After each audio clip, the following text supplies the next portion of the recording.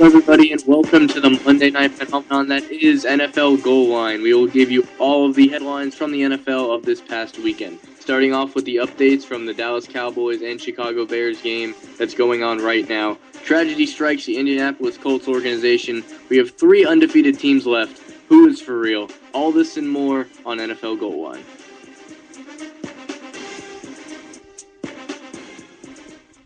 Welcome to another presentation of the NFL Goal Line on National Sports. We are here live on Spreaker.com, hoping for yet another interactive show here on the NFL Goal Line. I am Nick Rice, along co-hosted with Phil Nunziata. We are set for another week, and a partner after 4 weeks in the National Football League. Still nothing to make of quite a few teams, but we seem to have more of a grasp on that. But as for this game between the Bears and the Cowboys, right off the bat, the Bears with a 10-7 lead right at the halftime break. Phil has more on this Monday Night Football matchup. Phil, what do you have for us?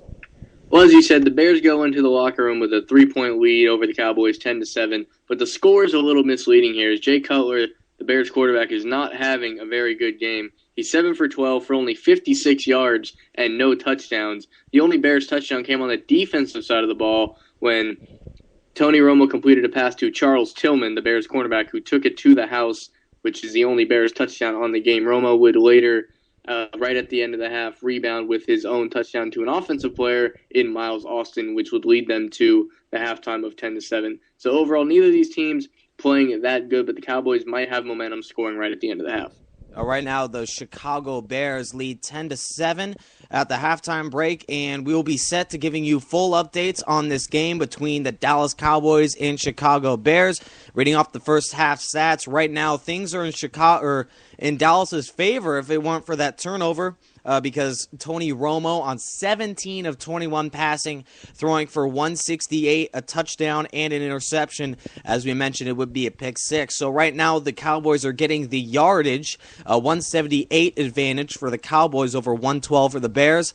And so right now, they're able to get things done, especially in the passing game. It's about minimizing the turnovers and also minimizing those big-time penalties. Cowboys only have 1 penalty in the first half, but they'll have to make sure that they keep things rolling in the second if they hope to win this game. And it's a big game for the Cowboys as seemingly the rest of the NFC East won this week. So it'll be up for the Cowboys to win this game. And Phil, how big of a game right off the bat? Because the Chicago Bears, another team struggling. Early on in the season, you hope to get some grip in their division. Both the Cowboys and the Bears need this one. Well, yes, both these teams are in similar situations. They don't want to be left in the dust as far as their division race goes. I mean, you look at Chicago, Green Bay is, obviously a playoff favorite, and Minnesota is surprising everybody right now, actually leading the division. Detroit can always string some games together. So when you have this opportunity to win a big game like Monday Night Football against the Dallas Cowboys, you want to get that. As I said, you don't want to fall behind in that race. The same can be said for the Dallas Cowboys here. The Giants may have lost, but the team that they lost to was the Eagles, which is another division rival, and Washington Redskins were able to beat Tampa Bay with some late game heroics. So it's just 2 situations where you don't want to fall too far behind this early in the season. Dallas Cowboys, as we mentioned, trailing 10-7 at the halftime break, and honestly, right now for the Dallas Cowboys, you don't know what to make of this football team because an up and down season so far. They beat the Giants. They're the team of the East that's supposed to run away with this game. They beat the team that they couldn't beat at the end of last year. They show that they're a better football team, and then they go on against a team like the Seattle Seahawks and completely stink it up, barely able to get any offense going. Then the ensuing week, a bounce-back win, 2-1 on the year, but obviously a disappointing 2-1. And trailing on the scoreboard again is not going to get it done. The Cowboys need a second half to remember in order to come back against the Bears. And similar story over in Philadelphia. Phil, I know you know a lot about your Eagles squad. After an up-and-down 3-1 campaign, what to make of the Eagles after a last-second win that really could have gone the other way if it weren't for an offensive pass interference late in the game. What to make of the Eagles after a 3-1 start, Phil? Obviously, not everything said just yet. Well, going back to, the end of the Giants game, there was actually 3 pass interference penalties, 2 on the Eagles and 1 on the Giants.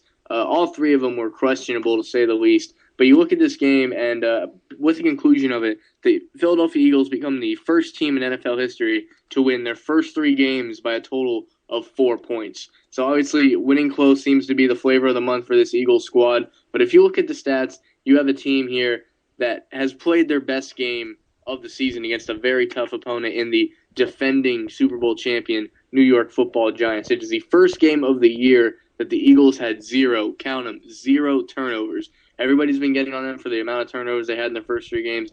Finally, 0 turnovers. The time of possession was 33 minutes, so they were able to control the clock. Michael Vick, 19 of 30, almost 250 yards, and a touchdown to Deshaun Jackson, who was a yard away from 100 yards on the game. This was just a complete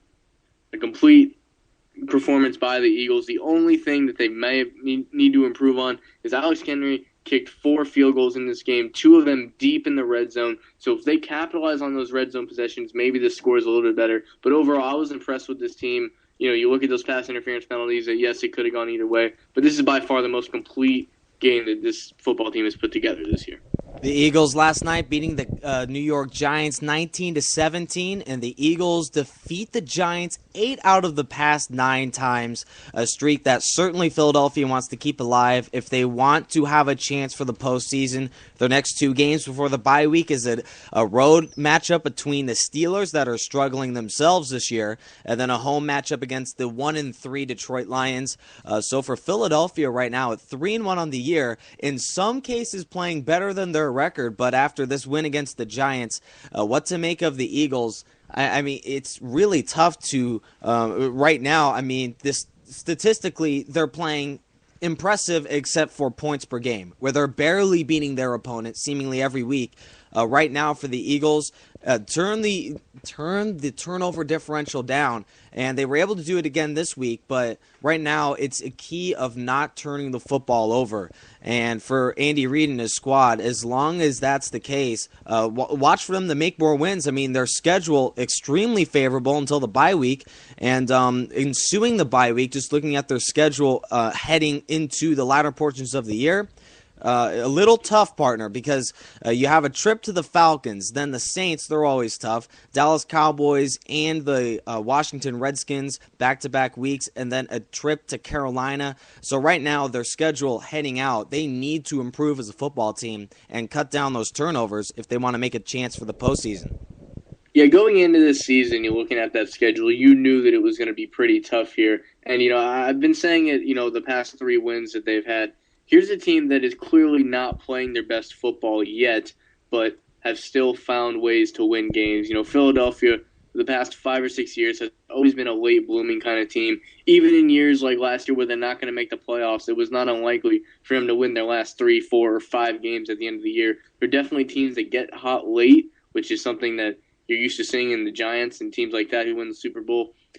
Getting hot late is something Philly has done for the past couple of years, so it's really just about surviving in the earlier portions and then hoping to heat up later on like they've been known to do. LaShawn McCoy, as for the Eagles, he's the key. He's the workhorse on that offense, and overall as the football team, if McCoy gets the rock, that's the question. Andy Reid is ridiculed beyond belief when he doesn't give LaShawn McCoy enough touches. But he's been battling a rib injury ever since the beginning of the year. So for LaShawn McCoy, in a sense, you might want to save his heavy-duty carries until the latter portions of the year where you're trying to make a playoff push because you don't want to injure your key running back, especially this early in the year. Get him his touches and his feel for the game. And with 23 carries against the Giants, certainly not giving him the heavy-duty load, still still relying on Michael Vick to be the spark that the Eagles need on offense. And Phil, so far, he's done a pretty good job. Yeah, I think the biggest issue with, you know, people say, well, Sean McCoy is the key to the offense, but at the same time, you don't want to, you know, overwork him like they did in parts of last year. The biggest issue with that is their lack of depth at running back. Bryce Brown, the rookie who's been the backup lately, he had 4 carries in that game for 5 yards. So, you know, I think it's a little too late to bring somebody in, but I think their lack of depth at running back is definitely the reason that the load might be a little bit heavier for McCoy than they would have liked. If you watch this game, you actually see that they gave some of the load to the fullback, Steve Havili, at USC, the rookie this year, who actually had some promise. He had a couple of runs for some decent gains there. But I think that might be one thing that will help is, actually getting the fullback involved. But you look at LaShawn McCoy, and he's definitely the key to the offense. And it showed more than anything last night on a night where Brian Dawkins, Eagles free safeties, number 20, was retired and put in the Raptors in the Eagles Hall of Fame. LaShawn McCoy and the Eagles rode to the occasion and beat the defending Super Bowl champions. And Brian Dawkins has been the key for the Eagles for so many years. It's nice to see him retire on a high note, being one of those Philadelphia faithfuls who will always be remembered as a longtime Eagle, a longtime passionate football player that always seemed to be around the football, Phil. I don't have his stats right on me at the moment, but he was a hard-hitting guy that could provide defensive spark, and certainly he carried the football team, certainly will be missed. He was a longtime Eagle that will be missed in Philadelphia.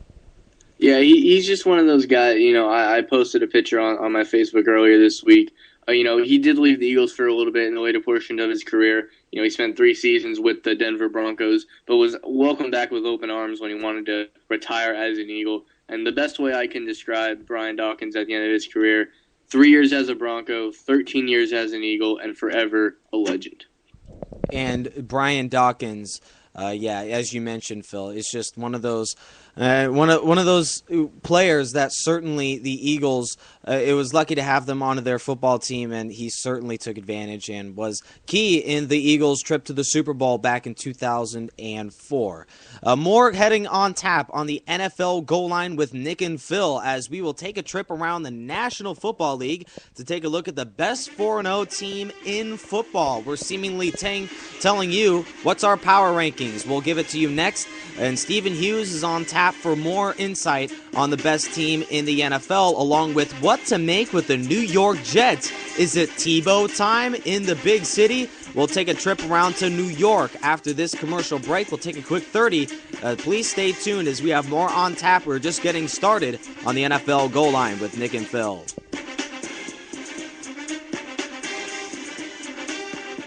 My thing, and then when it gets back to you, you can just bring him in. That'll work fine. Okay.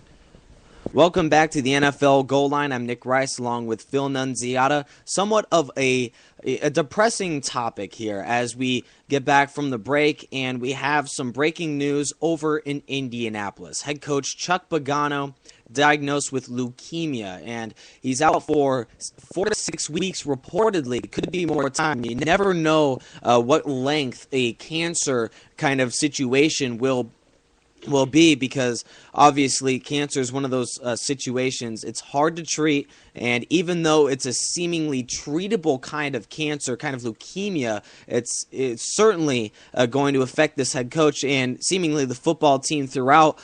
Phil, you have more insight on this leukemia. Leukemia on the head coach. Certainly a disappointer in Indianapolis today. Yeah, it was definitely something that was shocking for us listeners, but it's actually something that he has known about for a couple of weeks. He's noticed, the differences in his fatigue levels, and being the head coach and being the hard worker that he is, he was waiting until their bye week to actually see a doctor and see what was happening. And they figured, if he did need to take time off, the bye week would give them time to make that transition, as Indianapolis's offensive coordinator will take over the head coaching duties while he is away. But here's a guy, he's a fighter.